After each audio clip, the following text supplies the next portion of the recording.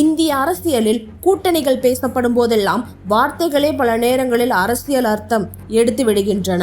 அந்த வகையில் இந்தியா கூட்டணி என்ற வார்த்தையை முதலமைச்சர் மு.க.ஸ்டாலின் வெளிப்படையாக பயன்படுத்தாமல் இருப்பது ஏன் என்ற கேள்வியை தற்போது அதிமுக பொதுச் செயலாளர் எடப்பாடி பழனிசாமி முன்வைத்துள்ளார். திருச்சியில் செய்தியாளர்களை சந்தித்த எடப்பாடி பழனிசாமி திமுக காங்கிரஸ் இடையே விரிசல் ஏற்பட்டுள்ளது உண்மைதானே என கேள்வி எழுப்பினார். இதன் மூலம் ஆளும் கூட்டணிக்குள் உள்ள உட்பூசல்களை வெளிச்சத்துக்கு கொண்டு வர முயற்சிப்பதாக அரசியல் வட்டாரங்கள் கருத்து தெரிவிக்கின்றன. அதே நேரத்தில் நடிகர் விஜய்க்கு விதிக்கப்பட்ட வரி ஏய்ப்பு அவதாரம் அவர் ஊழல்வாதி என்பதற்கான சாட்சிதான் என எடப்பாடி பழனிசாமி கடுமையாக விமர்சித்தார். இது தாவேக அதிமுக இடையேயான அரசியல் மோதல் இன்னும் தீவிரமாகும் என்பதற்கான அறிகுறி என பார்க்கப்படுகிறது.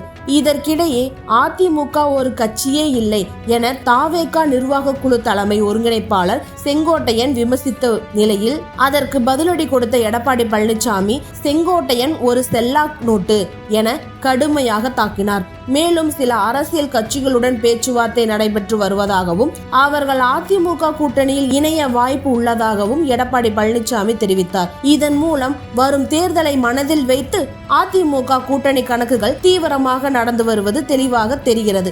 இந்நிலையில் தமிழ்நாடு காங்கிரஸ் தலைவர் செல்வ பெருந்தகை கட்சியை சேராதவர்களாக இருந்தாலும் குறுக்கு சால் ஓட்ட நினைத்தால் கட்சி மேலிடம் நடவடிக்கை எடுக்கும் என கடுமையாக எச்சரிக்கை விடுத்துள்ளார். செய்தியாளர்களை சந்தித்த அவர் திமுக காங்கிரஸ் கூட்டணியில் எந்த முரண்பாடும் இல்லை, கூட்டணியை பிரிக்கும் பாஜகவின் கனவு பலிக்காது என்று தெரிவித்தார்.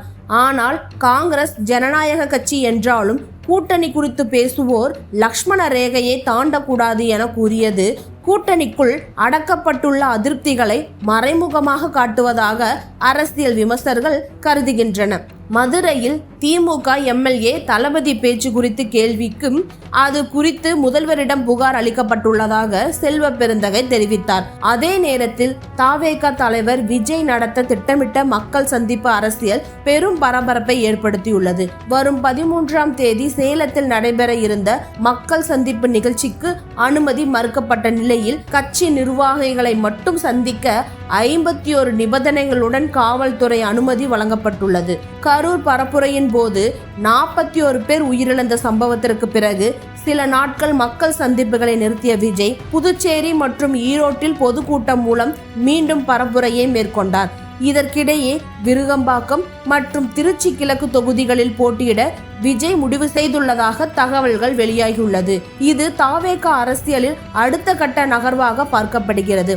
அதிமுக அரசியலில் மற்றொரு பக்கம் வி.கே. சசிகலா டிடிவி தினகரன் இடையேயான பனிப்போர் உச்சத்தை எட்டியுள்ளது. ஜெயலலிதா மறைவுக்கு பிறகு அதிமுகவை மீண்டும் கைப்பற்ற முயன்ற சசிகலாவுக்கு சொத்து குவிப்பு வழக்கில் சிறை தண்டனை பெரும் பின்னடைவை ஏற்படுத்தியது. சிறையில் இருந்து வெளியான பின்னர் அதிமுகவை ஒருங்கிணைப்பதாக அவர் அறிவித்தாலும் அதே நேரத்தில் அமமுக தொடங்கிய டிடிவி தினகரன் திடீரென தேசிய ஜனநாயக கூட்டணியில் இணைந்தது இருவருக்கும் இடையே விரிசல்களை பெரிதாக்கியது. பசும்பொன் தேவர் ஜெயந்தி, அண்ணா நினைவு நாள் போன்ற நிகழ்வுகளில் நடந்த சம்பவங்கள் இருவருக்குமான உறவு முற்றிலும் துண்டிக்கப்பட்டதை காட்டியது.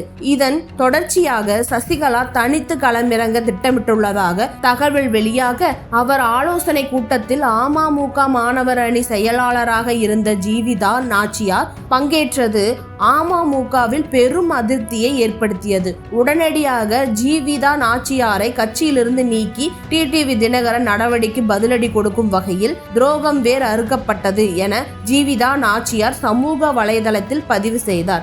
இதன் மூலம் சசிகலா தினகரன் பனிப்போர் அரசியல் உச்சத்தில் இருப்பதாக அரசியல் விமர்சகர்கள் கூறுகின்றனர். இத்தனை அரசியல் குழப்பங்களுக்கு மத்தியில் மற்ற மாநிலங்களுடன் போட்டி என்ற நிலையை தமிழ்நாடு கடந்துவிட்டது என முதலமைச்சர் மு.க.ஸ்டாலின் கூறியுள்ள கருத்து அரசியல் விவாதங்களுக்கு புதிய திசையை ஏற்படுத்தியுள்ளது.